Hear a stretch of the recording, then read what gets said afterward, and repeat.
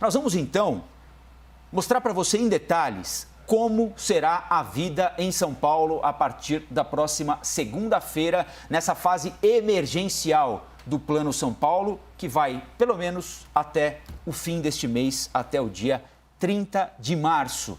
A reportagem é de Jairo Nascimento. A fase emergencial, que não altera a escala de cores do Plano São Paulo, inclui um fechamento de colégios estaduais. Para não atrapalhar o calendário, os recessos de abril e outubro serão adiantados para as próximas 2 semanas deste mês. As escolas seguirão parcialmente abertas para atender alunos vulneráveis que precisem de alimentação ou de equipamento para as aulas remotas. Por que parar lá na frente? Se eu terei neste momento a condição de diminuir a desigualdade, certamente já com muito mais pessoas vacinadas, com uma condição muito melhor. O fechamento não vale para as redes municipais, nem para as escolas privadas, que poderão continuar funcionando da forma como julgarem necessário, dentro do limite de 35% de ocupação. Ao todo, 14 setores econômicos serão afetados pelo endurecimento das regras. Supermercados e farmácias seguirão abertos, mas é recomendado que o público evite frequentá-los depois das 8 horas da noite. Nós sabemos que entre os pacientes internados nas UTIs, em torno de 1 em cada 3, infelizmente, não conseguem sobreviver. Lojas como as de material de construção terão que fechar.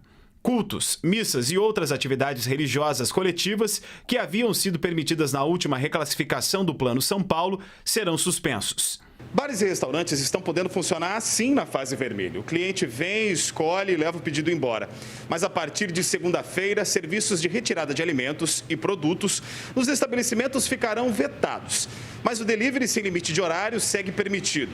Os que têm a possibilidade do sistema drive-thru podem atender até às 8 da noite. O toque de recolher está mantido no mesmo horário. Depois das 8 horas da noite, as pessoas poderão ser abordadas, mas não haverá multa ou detenção. Autuações seguirão sendo aplicadas a donos de estabelecimentos que promovam aglomerações. Praias e parques serão interditados. Jogos de futebol e de outros esportes coletivos estão suspensos pelas próximas 2 semanas. A revelia da Federação Paulista, que cogita realizar as partidas em outros estados.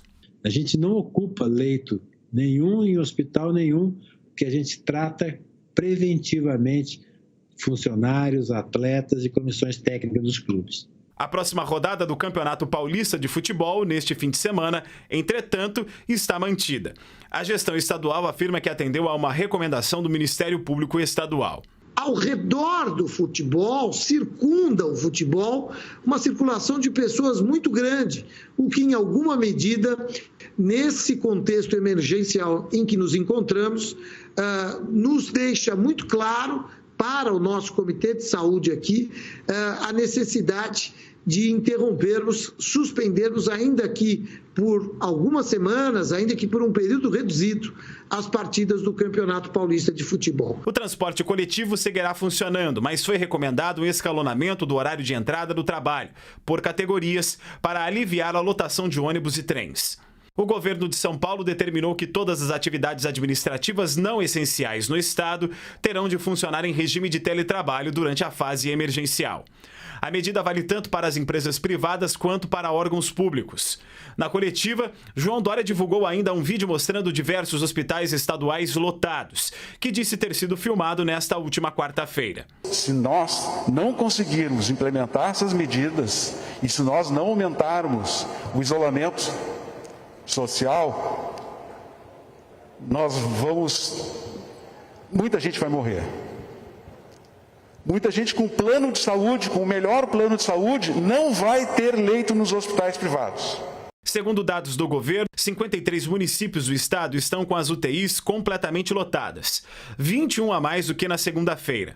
O avanço ocorreu mesmo com a implantação da fase vermelha, a mais restritiva, que teve pouco efeito sobre o isolamento social. Mas o governador João Dória reforçou que as medidas não se tratam de um lockdown. Lockdown é a última das últimas medidas. Nós não estamos fazendo lockdown em São Paulo. Cada um que provoca aglomeração, que chama os amigos para assistir o jogo, que faz festa de aniversário de criança, cada uma dessas pessoas, cada um desses eventos são eventos responsáveis por aumentar em 3, 4, 5 vezes o número de casos. E eu não vejo sentido esperar mais um final de semana para medidas mais restritivas.